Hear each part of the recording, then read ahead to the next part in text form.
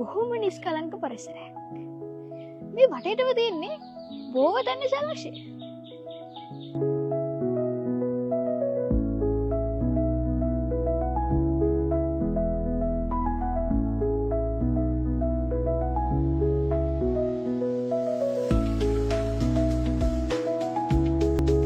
බොහෝ දෙනා විශ්වාස කරන්නේ මේ නාලන්දා ගෙඩිගේ ශ්‍රී ලංකාවේ හරි මැද නිර්මාණය කරලා තියෙනවා කියලා.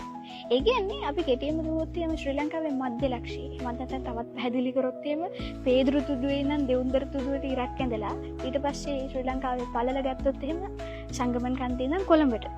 ඒ ඉරි දෙක ඇඳලා ඒ ඉරි දෙක හමු වුණ හරි මැද අපි මාක් කරොත් එහෙම ඊතර තමයි අපි ශ්‍රී ලංකාවේ මධ්‍ය ලක්ෂයේ විදිහට හඳුන්වන්නේ. එන්න ඒ ලක්ෂයේ මේ නාලන්දා ගෙඩිගේ පිහිටලා තියෙනවා කියලා තමයි බොහෝ දෙනා කියන්නේ.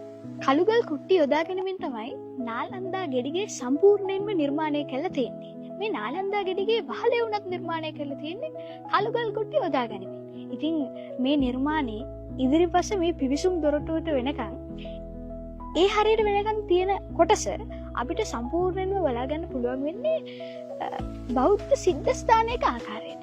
ඒ කියන්නේ එතන අපිට දැක බලා ගන්න පුළුවන් වෙනවා සඳකට පහන, පියකට පෙලක්, ඒ වගේම තමයි පොරවක් ගන්න. ඉතින් ඒ වගේ විශිෂ්ට නිර්මාණයක් තමයි නාලන්දා ගෙඩිගේ විදිහට අපිට හඳුන්වන්න පුළුවන් වෙන්නේ.